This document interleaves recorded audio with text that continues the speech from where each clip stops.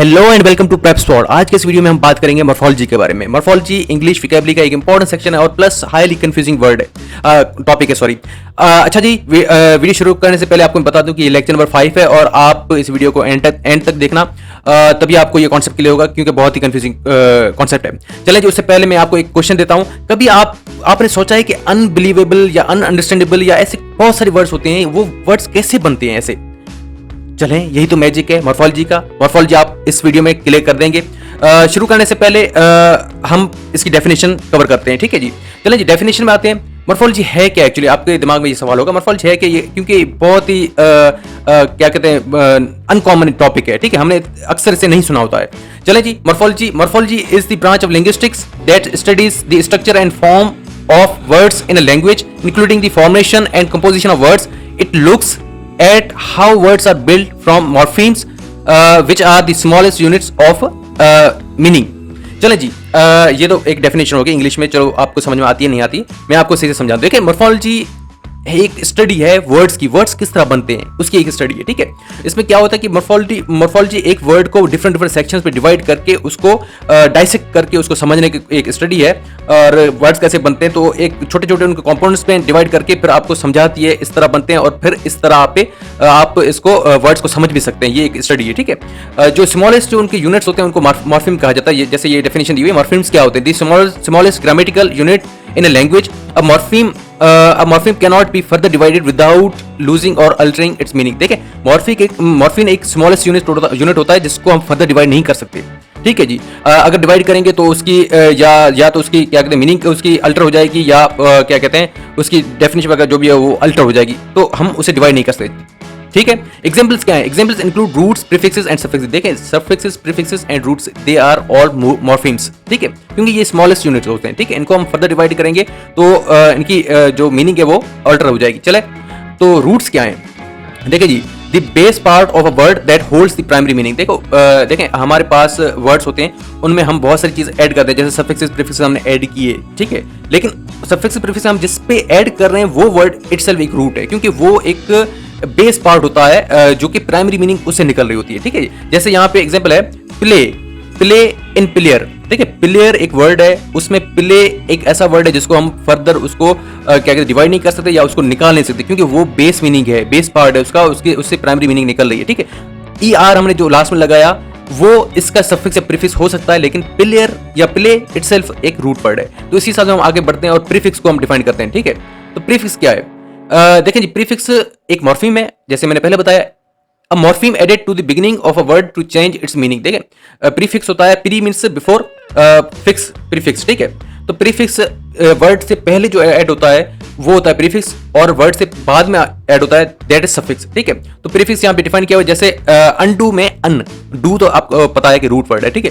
अन एक प्रीफिक्स है जो अनडू इस वर्ड को बनाता है, ठीक है। तो इसी हिसाब से सफिक्स एक मॉर्फीम है और वो वर्ड के एंड में इस्तेमाल होता है, जैसे प्लेयर में ER, जो ER हमने ऐड किया था लास्ट में, दैट इज सफिक्स। चलिए जी, हम आगे बढ़ते हैं और टिप्स एंड ट्रिक्स को इसको समझते हैं। देखें, नंबर 1 है tricks, identify morphemes.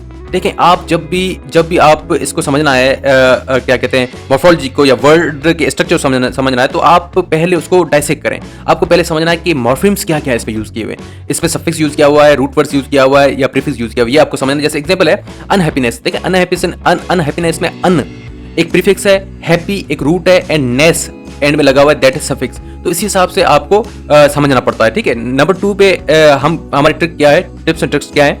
Learn common prefixes and suffix. देखें, आप इसको इस तरह नहीं समझ सकते जब आपके दिमाग में कॉमन प्रीफिक्सेस नहीं, क्योंकि दुनिया में बहुत सारे कॉमन प्रीफिक्सेस पढ़े हैं और रूट्स पढ़े हैं। तो इसी हिसाब से, हाँ, बाय द वे, हमने एक मोस्ट कॉमन जो यूज्ड रूट्स, प्रीफिक्सेस, सफिक्सेस जो होते हैं उनकी हमने एक लिस्ट कंपाइल की हुई है, जो कि हम इस वीडियो की डिस्क्रिप्शन में हम दे देंगे, तो आप उसको डाउनलोड करके आप देख लेना, ठीक है। तो आपको वो ये सारी रूट वर्ड्स जो है, कॉमन रूट वर्ड्स हैं, ये आपको ऑब्वियसली रट्टा ही मारना पड़ेगा, आपको समझना ही पड़ेगा, ठीक है। दिमाग में आपको रखनी पड़ेगी, तभी आप चीज़ों को समझ सकते हैं, ठीक है। तो एक ये तरीका होगा। उसके बाद तीसरा है प्रैक्टिस वर्ड फॉर्मेशन। देखें, आप जितना प्रैक्टिस करेंगे वर्ड की फॉर्मेशन किस तरह बनती है, जितना प्रैक्टिस करेंगे उतना ही आप इसको इंप्रूव करेंगे, ठीक है। उसके बाद होता है कि यूज निमोनिक्स। हाँ, निमोनिक्स आप जिस तरह यूज कर सकते हैं, वो भी एक आपकी मेमोरी में एड क्या कहते हैं, एक एड करेगी आपकी उसकी मेमोरी में, ठीक है। तो इसी हिसाब से अंडरस्टैंड कॉन्सेप्ट हाँ, आपको कॉन्सेप्ट समझना है पहले, सबसे पहले आपको कॉन्सेप्ट समझना है, ठीक है। चलें जी एग्जांपल करते हैं, एनालाइजिंग अ वर्ड मॉर्फोलॉजी। एक हमारे पास वर्ड है जिसकी मॉर्फोलॉजी हम समझने की कोशिश करते हैं, ठीक है। वर्ड है मिसअंडरस्टैंडिंग, तो यहाँ पे मॉर्फोलॉजी क्या है, प्रीफिक्स क्या है, सफिक्स क्या है, एंड इसका क्या रूट वर्ड भी क्या है। चलें जी, प्रीफिक्स इसका है मिसअंडरस्टैंडिंग का मिस है, मिस मीन्स रॉन्गली, ठीक है। रूट वर्ड क्या है, अंडरस्टैंड, क्योंकि अंडरस्टैंड बगैर हमारी ये वर्ड बन ही नहीं सकता, ठीक है। तो अंडरस्टैंड क्या है, ये एक रूट वर्ड है। उसके बाद सफिक्स वो एंड में जो लगा हुआ है दैट इज इंग, ING, इंग फॉर्म, ठीक है, दैट इज सफिक्स। तो ये हमारे पास क्या कहते हैं, हमने एनालाइज किया एक वर्ड की मॉर्फोलॉजी को, ठीक है। तो उसके बाद हम आते हैं प्रैक्टिस एक्सरसाइज पे। देखें नंबर 1 है break down the word unbelievably into its morphemes. ये आपको वर्ड उसमें अपनी कॉपी पे आप लिख रहे हैं अनबिलीवेबली, इसको आप ब्रेक डाउन करें, ये हमारी प्रैक्टिस एक्सरसाइज है, ठीक है। उसके बाद नंबर 2 है identify the roots, prefixes, suffix and word in the word disorganization. दूसरा आपको हमने वर्ड दिया हुआ है डिसऑर्गेनाइजेशन, उसमें आप आइडेंटिफाई करें रूट्स, प्रीफिक्स, सफिक्स, आप आइडेंटिफाई करें। तीसरा हमने जो प्रैक्टिस एक्सरसाइज दी हुई है, create new words using the root create with different prefixes and suffix. आप एक वर्ड क्रिएट करें, एक वर्ड क्रिएट करें by using a word create with different prefixes and suffix. ये आप क्रिएट, हमारे पास रूट है, इसमें आप प्रीफिक्स सफिक्स कुछ ऐड करें और आप एक नया वर्ड बना के देखें, आपको मैजिक समझ में आ जाएगा। चलें उसके बाद हम आगे बढ़ते हैं और डिस्कस करते हैं how does morphology help in comprehending की वोकैबुलरी। देखें आपके दिमाग में सवाल होगा कि मॉर्फोलॉजी हमें किस तरह हेल्प करेगी कॉम्प्रिहेंडिंग की वोकैबुलरी को समझने में किस तरह हेल्प करेगी। देखें मॉर्फोलॉजी एक इंपॉर्टेंट स्टडी है, ठीक है, वर्ड्स की, और जितने वर्ड्स आपको सही समझ में आएंगे उतना ऑब्वियसली आपकी क्या कहते हैं कि इंग्लिश की स्किल बिल्ड होगी, ठीक है। तो यहाँ पे हम कुछ इसके तरीकेकार हम देखते हैं, वेज देखते हैं जिसमें आपको ये मॉर्फोलॉजी हेल्प करती है। नंबर 1 है अंडरस्टैंडिंग वर्ड फॉर्मेशन। देखें जब आप मॉर्फोलॉजी सही समझेंगे तो आप वर्ड फॉर्मेशन को सही समझ जाएंगे, ठीक है। और उसके बाद ऑब्वियसली वर्ड फॉर्मेशन सही समझेंगे तो आपकी वोकैबुलरी ज़्यादा बिल्ड हो जाएगी, और नेक्स्ट टाइम आपके सामने जो भी मुश्किल वर्ड होगा आप उसको डाइसेक्ट करके उसकी सही से मीनिंग निकाल सकते हैं। ये एक तरीका होता है वोकैबुलरी को समझने का या वोकैबुलरी को इंक्रीज करने का, ठीक है जी। उसके बाद नंबर 2 पे आते हैं रिकग्नाइजिंग पैटर्न्स। देखें आप जब आपके पास मॉर्फोलॉजी की स्टडी आपने की हुई है और आपको उस पर एक्सपर्टीज है तो आप सही से उसकी वर्ड के पैटर्न को आप समझ सकते हैं। जैसे इसकी डेफिनेशन है, morphology helps learners recognize patterns in word formation. देखिए मॉर्फोलॉजी आपको हेल्प करती है पैटर्न समझने में, making it easier to predict the meanings of new words. जब आपको पैटर्न समझ में आता है तो आप वर्ड की सही न्यू वर्ड्स की मीनिंग से समझ जाते हैं, ठीक है, सही से प्रेडिक्ट कर जाते हैं। For instance recognising the suffix NESS, नेस, जब सफिक्स नेस हमने लगाया किसी वर्ड के बाद तो उसकी क्या मीनिंग बनती है, ये आपने एक पहले समझ लिया कि ये सफिक्स ऐड होता है तो इसकी क्या मीनिंग होगी, ठीक है। Indicates a noun form of an adjective. देखें जब आप किसी एडजेक्टिव को नाउन फॉर्म में कन्वर्ट करना चाहते हैं तो आप यूजुअली आप उसके एंड में NESS, नेस लगा लेते हैं, ठीक है। जैसे हमारे पास एक वर्ड है हैप्पी, तो हैप्पी का नाउन फॉर्म क्या होगा, हैप्पीनेस, एंड में हमने NESS लगा दिया जो कि एक सफिक्स है। इसी साथ हमने एक पैटर्न समझा कि एडजेक्टिव को नाउन में कन्वर्ट करने के लिए हमें एंड में नेस लगाना पड़ता है, ये हमें पैटर्न समझ में आ गया। तो आगे बढ़ते हैं, नंबर 3 है डिकोडिंग अनफेमिलियर वर्ड्स। जब आपके पास अनफेमिलियर वर्ड्स है आपने उसको डिकोड कर दिया, ठीक है, उसको तोड़ के आपने समझा। जैसे इसके हम डेफिनेशन करते हैं, when encountering unfamiliar words understanding their morphological components can provide clues to their meanings. जब आपके पास अनफेमिलियर वर्ड्स होते हैं तो आप जब मॉर्फोलॉजी उस पे अप्लाई करते हैं तो आपको डिफरेंट क्लूज मिल जाते हैं, ठीक है। For example breaking down photosynthesis, जब आपने ब्रेक डाउन किया फोटोसिंथेसिस को into photo means light and synthesis means putting together, ठीक है।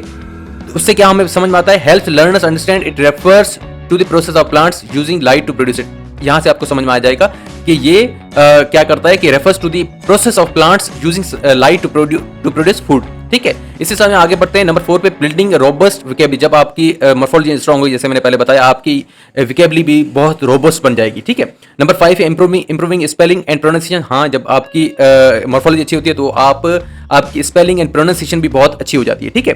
तो नंबर 6 है एनहांसिंग रीडिंग कॉम्प्रिहेंशन। हाँ, जितनी आपकी मॉर्फोलॉजी अच्छी होगी उतनी आपकी रीडिंग कॉम्प्रिहेंशन स्किल्स भी अच्छी खासी बिल्ड हो जाती है, क्योंकि आपके सामने जो भी मुश्किल वर्ड होगा उसको आप डाइसेक्ट करके इंस्टेंटली आप डाइसेक्ट करके उसकी मीनिंग निकालेंगे, और जब मीनिंग निकालेंगे तो आपका ओवरऑल कॉन्सेप्ट क्लियर हो जाएगा, जो कि रीडिंग कॉम्प्रिहेंशन में आपको बहुत हेल्प करेगा, ठीक है। इसी हिसाब से रीडिंग कॉम्प्रिहेंशन की अगर हम डेफिनेशन में जाएं, इसमें किस तरह हमें एनहांस करती है मॉर्फोलॉजी, तो morphological awareness improves reading comprehension by enabling learners to make sense of complex text. For example knowing the morphemes, geo एक मॉर्फीम है। जब हमें पता चला कि जियो एक मॉर्फीम है, geo means earth and logy, study of logy. जब किसी वर्ड के एंड में लॉजी लगा होता है दैट मींस कि स्टडी ऑफ, ये किसी की स्टडी है, ठीक है। और जियो जहां पे लगा होता है दैट मींस अर्थ रिलेटेड, इसकी कोई अर्थ है, अर्थ के बारे में बात है, ठीक है।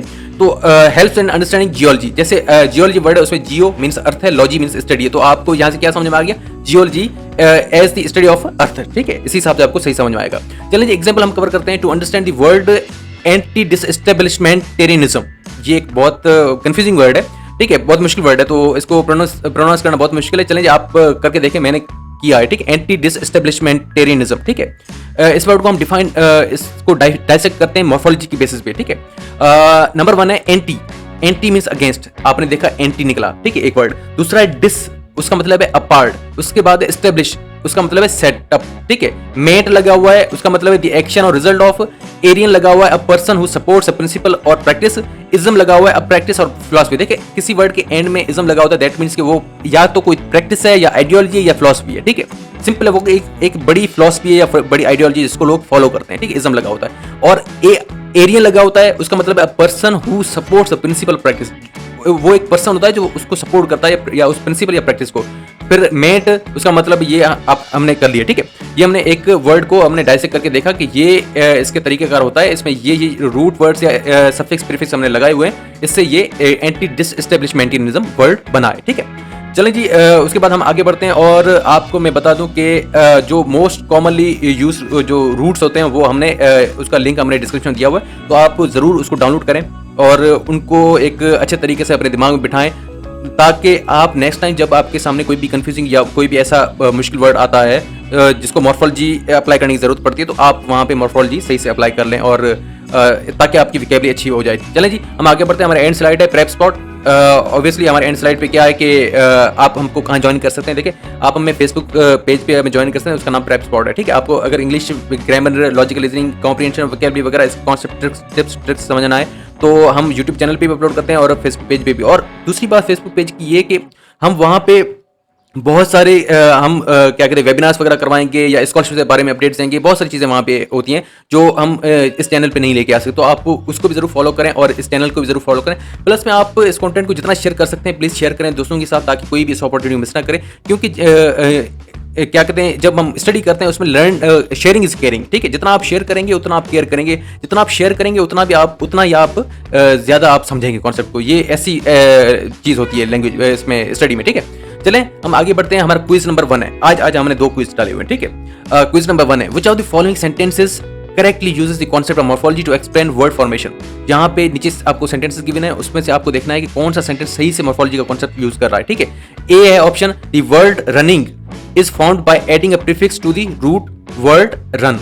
रन एक रूट वर्ड है, उसमें जो हमने क्या कहते हैं प्रीफिक्स ऐड किया हुआ है या सफिक्स ऐड किया हुआ है। इसमें ऑप्शन ए में कहता है कि हमने प्रीफिक्स ऐड किया हुआ है रूट रन में, तो आपको समझना है कि ये ऑप्शन सही है नहीं है। बी ऑप्शन है, in unhappiness un is a prefix, happy is the root word and ness is a suffix, ये ऑप्शन बी है। ऑप्शन सी है, the word cats is found by combining 2 root words, ठीक है, ये आपको option C है। Option D हम पढ़ते हैं, इन pre heat, pre is a suffix that means before.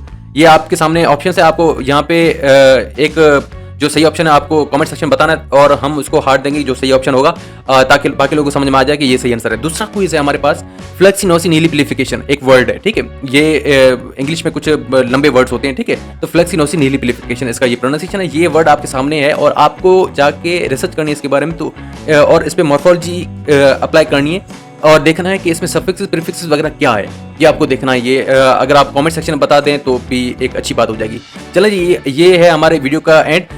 हम नेक्स्ट वीडियो में लेके आ रहे हैं आपके लिए ये जो रूट वर्ड्स होते हैं, प्रीफिक्स होते हैं, सफिक्स होते हैं, फिर अफिक्सेस होते हैं, फिर बेस वर्ड्स होते हैं, फिर स्टेम्स होते हैं, फिर इन्फ्लेक्शंस होते हैं। ये जो छोटे मोटे कॉन्सेप्ट्स हैं ये होते ही क्या हैं और इनका क्या क्या यूज होता है वर्ड फॉर्मेशन में, ये हम नेक्स्ट वीडियो में लेके आ रहे हैं आपके लिए। तब तक आप सही से जिंदगी को एंजॉय करें, प्लस में स्टडी करें और अपने दोस्तों तक भी इस कंटेंट को शेयर करें। Thank you very much.